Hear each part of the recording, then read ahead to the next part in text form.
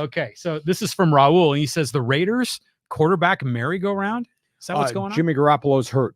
Mm. I was hospitalized.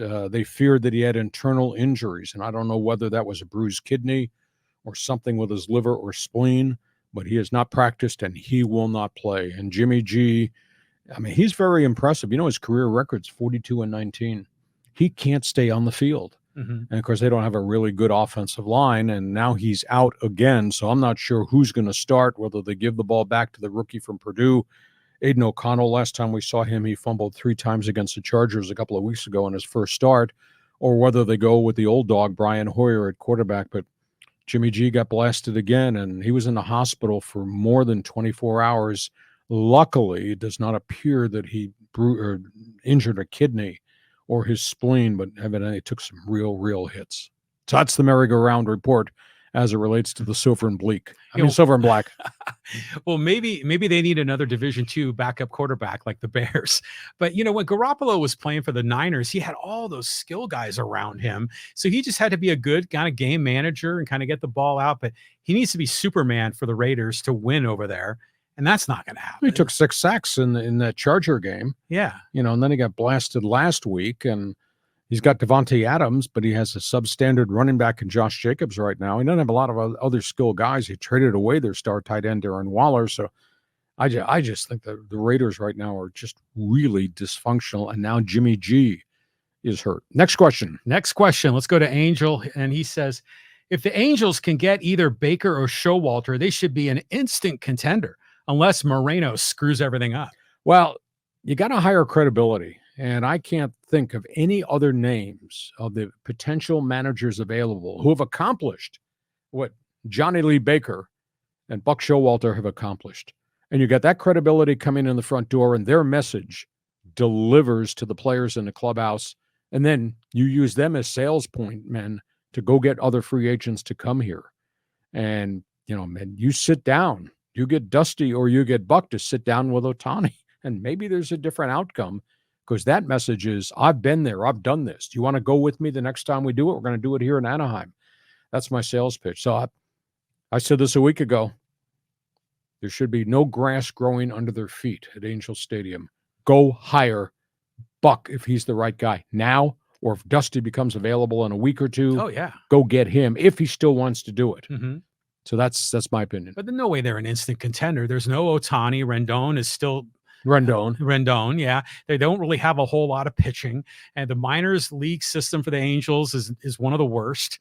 I mean, that's a major effort to rebuild that thing. It takes time, but you got a guy with a calling card of credibility. Mm-hmm. I think Buck and Dusty make a whole difference in the persona and how people and players will view that organization. We move on.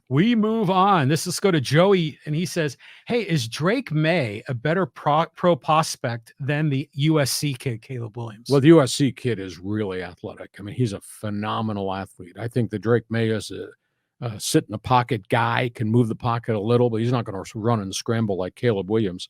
He's a really good quarterback at 6'4". And North Carolina, it's kind of odd. They're not in the top 10 per se. They're not on anybody's radar, but I think they're 5-1, and they play Virginia this weekend. He's a really good pro passing quarterback who's probably going to be a first-round draft pick. But again, ACC is not sexy any longer because Clemson's not Clemson, at least not this year. Now, granted, Florida State's had a spectacular surprise season, and they're ranked inside that top 5, and they're going to be a playoff team. But Maye is a really good quarterback. Yeah, he strikes me as being something special. But you don't normally talk about North Carolina as a quarterback place.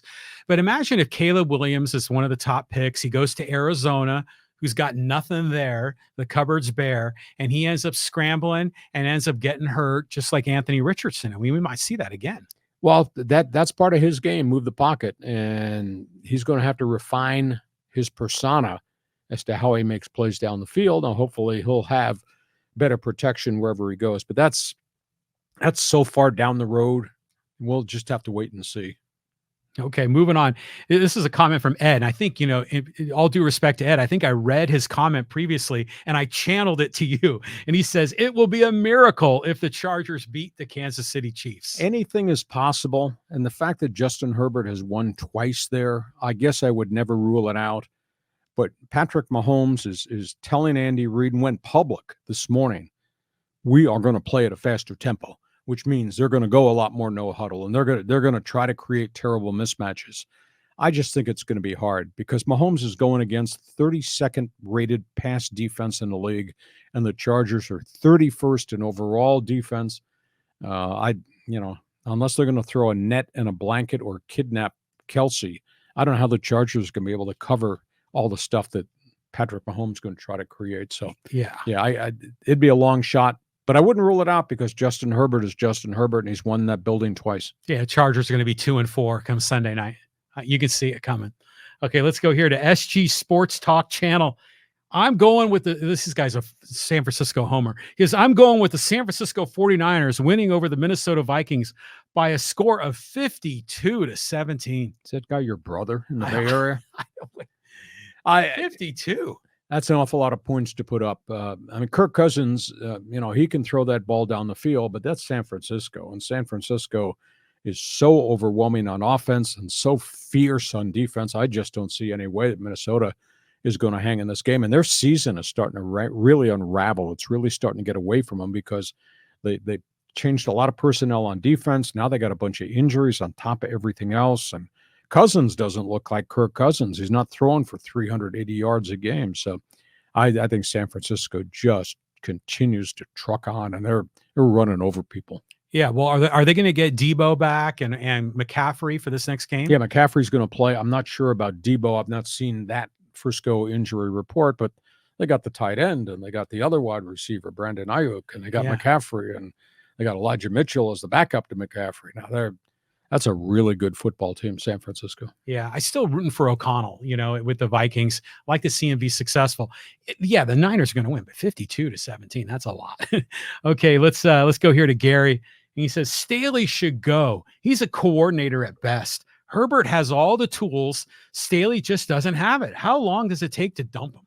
Well, if they don't make the playoffs again, and right now they're kind of dug themselves a hole, there'll probably be some evaluation there. I'm just not the kind of guy that hits the eject button the first time things go sour or go sideways. But at the end of the day, with Justin Herbert, they're 27-28, and they have one playoff game, which was just a horrific loss. It's just they've just not been able to get all the players there and keep them on the field with all these injuries. So I don't know. You could hit the eject button on Staley, but do you trust the Spanoses to hire the right guy? Of course not. No, they fired Marty Schottenheimer, who was 14-2. And they let Bobby Ross go before that. Yeah. And these are the people that fired the Hall of Fame coach Coryell. And this is the one that has given us Brandon Staley, which has not worked out after giving us the coach prior to him that they hired. And before that was Mike McCoy. It was Lynn, right? Anthony Lynn. Yeah. Brain lock here. Yeah. It's just, they haven't proven they can win anything, they being the Spanoses. Yeah. I like the roster. They've got a ton of athletes on the roster, but then you get to opening day and guys just start going down. I've never seen an organization with the kind of injuries, a series of injuries. Prime example is Joey Bosa. His cap figure is $30 million. He can't stay on the field. He's hurt all the time, whether it's knee, whether it's foot, whether it's hamstring, whether it's calf. And now it's toe. It's just a tough situation. So, if they get torched in Kansas City, the temperature on the front burner with Brandon Staley is going to get hotter. I just don't see them hitting the eject button at this point in time. But by this point in time, I would have thought whatever his resume was as a defensive coach would have been better. And his defense is 31st in the NFL. Yeah, that's a disgrace. But I have a theory on Staley. I think he grew out the beard with some of those gray hairs to give him more gravitas, to make him look like he was more mature, older, tougher. Because before clean shaven, he looked like as young as the coach from Miami. I think he's doing it so he can be compared to Sean McVay. By the way, I cut class the day they taught English lit. At Ohio University, I went drinking uptown. I admit that now. What does gravitas mean? Just Chutzpah. cojones. Yeah. Okay. Now, I think he did it because he could look like Sean McVay, who's not going to have a good season either by the time we get to the finish line. Couple more here. Okay, let's Raul have just chimed in. Softball did. So baseball's in the Olympics. It makes sense that softball goes in with them as a pair. Mhm. You get the men and the women. It makes sense, right? Flag football, baby. Flag football. Really? Jeez. Yeah. Okay. Let's go to 4RXLA. Bears will beat the Raiders just like Jeff Saturday beat them last year. I don't know if the Bears will beat the Raiders because they've got this Division II undrafted quarterback from Shepherd State, West Virginia. I don't know that that's possible. But the Raiders are starting their backup quarterback. So this could be a Daniel Carlson field goal game. Like Daniel Carlson kicks 6 field goals and the Raiders wind up winning 18-13 or something like that. Not good. That's going to be a game of like lowly teams. It's going to be one of the uglier games on the schedule. And here's from John. He says, the ACC isn't Texas. Better tell Trevor Lawrence. Well, I mean, Trevor had a great career, and Trevor is playing pretty well in Jacksonville. He's not a hired gun. He's a really good, rock solid, across the board quarterback, but he's not a guy that's going to go out and throw for 4,500 or 5,000 yards. Jacksonville just does it a little bit differently. But the Atlantic Coast Conference, they're not what they were before because Clemson has kind of dropped the ball, and they're not recruiting very well. And they don't use the transfer portal as they used to. And Alabama slipped off the top 10. I mean, when in the last world time did we ever see Alabama ranked outside the top 5, much less outside the top 10? Yeah, it's been forever. And they have not dabbled in the transfer portal either. So things have just kind of changed. Now, maybe it's a cyclical thing, and maybe in a year when the NCAA gets control of the NIL, which I think is going to happen when they get done with this congressional hearings they've got, then I think things might come back to normal. But right now, it's just not. Hey, social media. You got any friends here who have let us hear from them? Okay, let's get some social media guys in here, and let's go to the Astro comment here. Oh, wait a minute. I need to turn this off first. What am I doing here? Come on. All right, here we go. And this is from Ghost True Capitalist. The cheaters, keep crying about that. 7th consecutive appearance in the ALCS, and they're still winning. Well, they are. And most of those guys who were involved in that are gone. A chunk of them out of baseball, and there's only 1 or 2 players left from that group. So maybe this will go away. But when you think Astros, you think 2017, you think tainted World Series title. That's never, ever going to go away. Yeah. I mean, I just want them to continue to suffer. And granted, it's not fair to the other 20 guys on the roster, but here, let's get a USC comment. And this is from the Smile Doc. He says, my issue is Lincoln Riley is so headstrong. He feels his offense will work all the time, and Notre Dame proved him wrong. Can he put his ego aside and do what we need versus Utah? Well, Utah doesn't have Cam Rising, and they are really scuffling on offense, but Utah plays really hard. And I think Southern Cal will torch them. I think Caleb Williams will, have a pretty good game against a very good Utah defense, but the Utes just can't move the football right now with their second and third quarterbacks on the roster. And I don't know if Rising's going to play. He's finally admitted that he had 2 torn ligaments in the Rose Bowl, and it's taken him forever. He is practicing, but they're not comfortable putting him on the field to play in a game. I think the bigger question for Southern Cal is, can they tighten the screws in that offensive front?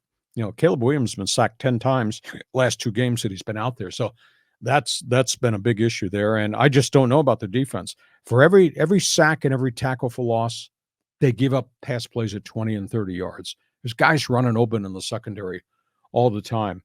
Is USC going to make the playoffs? I mean, that's a big challenge because look who they still have to play.